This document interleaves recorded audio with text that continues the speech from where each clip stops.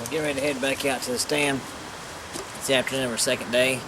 We just hung another set just a little while ago, a couple hours ago, on a food plot. We got some oats planted down in a clearing in the middle of a pine thicket. They're just starting to come up. We got a lot of rain in the last week and a half. It's really starting to come up good. Lots of fresh tracks in there. We actually jumped some deer going in, so they've been spending a lot of time around the food plot. That's what we're going to hunt this evening. And then tomorrow morning we're going to get back in there and try to get that big bruiser that I shot at this morning. Right now we're going to head in and see if we can get us a good evening hunt in and shoot something.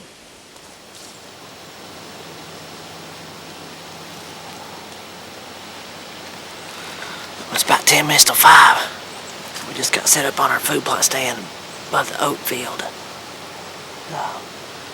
Set this stand a little while ago, like I was telling you earlier. We got great winds coming out of the west, blowing right in our faces. So we're kind of expecting the deer to come from the north and straight from the west right in front of us. So we put our scent bombs out there and made our marks great. There's lots of fresh tracks. It rained again yesterday. We can see where the deer have either been in the food plot either this morning or last night. We're thinking this morning tracks are real fresh. Looks like a buck came in from the north and chased some does, or at least followed some does across the field back into the woods here. So this food plot you're looking at is right in the middle of a huge pine thicket. We're in the middle of 200 acres of thick pines probably. So these deer should feel pretty secure out here. This is a low pressure area. This is archery only, even though it's gun season around everywhere else around the state. We've only archery hunted this place, an archery only club. So we should get to hunt some relaxed deer. We saw some good bucks this morning, one especially, so hopefully they're working their way up this way. It's the rut, November 6th. It's hauling down here, so this should be a great evening.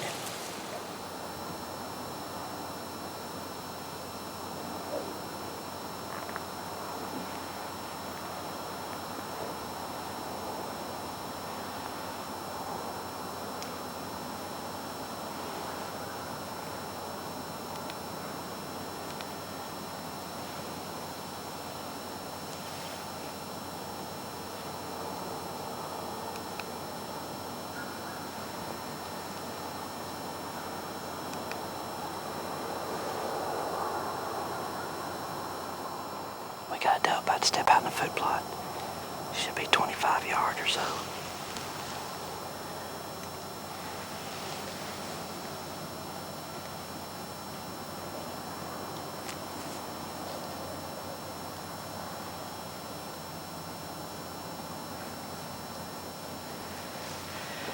If she don't come out in a second, then just go ahead and cut the record off. But I think she's close to coming out.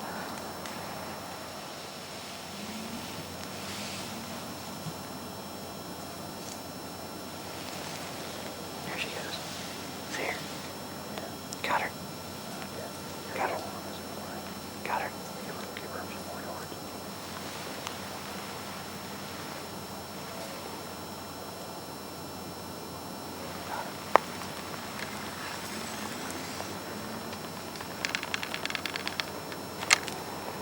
Got her. Got her.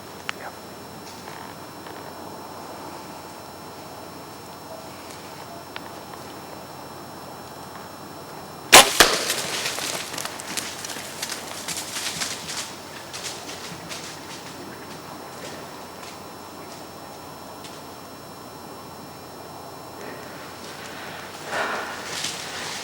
There's another deer behind her. Did you hear it run?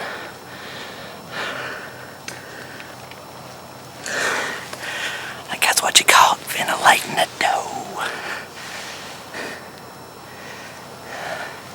She was quarter two, just a little bit. Put right on the bottom of her shoulder. It should have took out the lungs and the heart. Don't you think? Look like it. It's like a good shot. See the fire not glowing, it drilled the crap out of her. We're gonna keep setting till dark.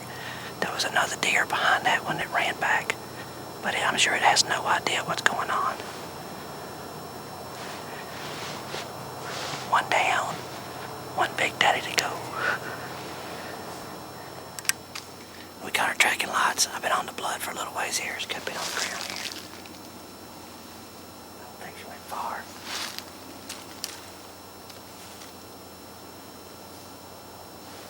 There she is right there, man. on, let's go get it.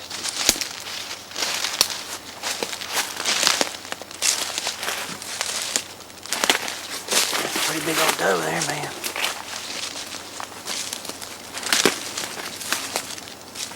There's a ton of blood up here. Check it out. That's a big old doe. Look at that exit hole right there, man. She's bleeding like crazy. It's easy to follow that blood trail, that's for sure. Man, that's a nice looking doe. Big old fat South Carolina doe. Look here, even bled on the side of the tree here. Whew. Oh, man.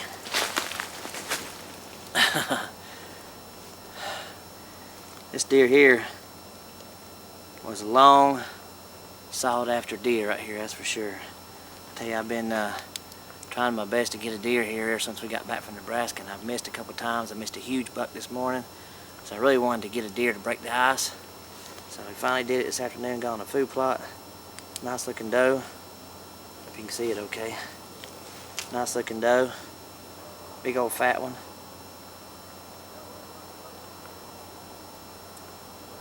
Easy tracking job. Rain broadhead, straw their bow. Laid her slam out. She's bled like crazy. Settled in now. We're about 30 feet up. We got really high because it's kind of open out here. This is a good transition area here. Between a couple of different bedding areas, we're thinking the bucks are going to come in and check these bedding areas for does as it gets later in the afternoon. So, still bucks or does, either sex tag this afternoon. So we can shoot whatever we want, but really looking for a good buck. We'll take a doe if one comes by. They still taste good. So we're ready to rock and roll. Got my man Chris right here on the camera today. He's still getting buckled in. It's always a good idea to have your safety harness on, and he's getting his situated. Man, he sure is sexy. He looks really good in a tree, and he's single. And you ladies out there watching, interested in the swamp fox, Chris Merrildy, you won't have to worry about him during hunting season. You can go and do whatever you want to, shop, whatever. He's got lots of money. We'll stay out of your hair. And yeah, he's got lots of money. He's got lots of credit cards. He'll pay the bills between January and August, so you can do whatever you want to. And I think he even has a couple of houses around different places, so he's available. But you can't have him during a couple of weeks of turkey season and most of deer season. Otherwise, you're home free.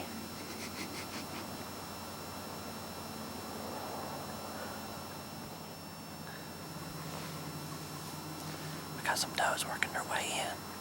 There's like 3 of them. They're going to come right to us. There's a fawn down here right now. But there's a big doe with them. We're going to try and take that big doe. We still got some doe tags left, and this place needs to have some of them shot, so we like to eat them, so we're going to shoot them. Okay, she's coming, she's coming.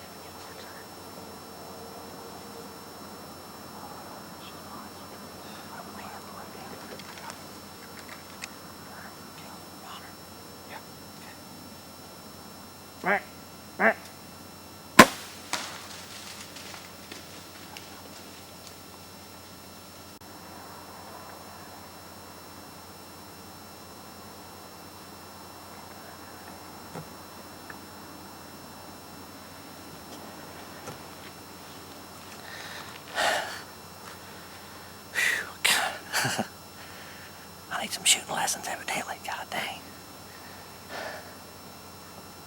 Well, we saw 7 does so far. There's just one big doe down here. And I had her at 27 yards. And this dang safety harness right here has caught me twice. I've been at full draw.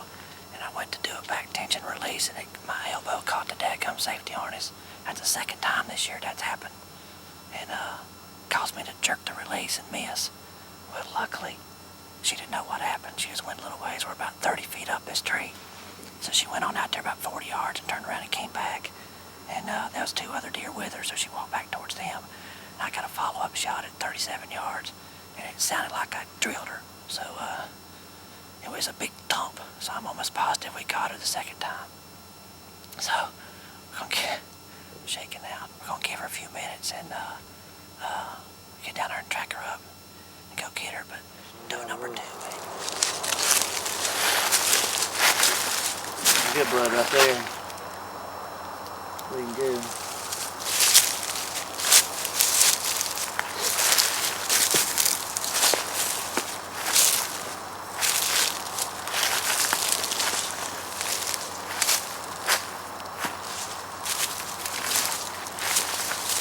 More right here too, looks like. Come on up here soon. Yeah, right. Oh, yeah, there she is right there. That was easy enough. Actually track blood right on top of him. Let's go get him.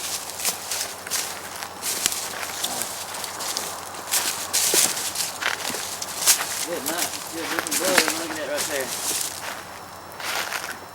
Blood's still pouring out.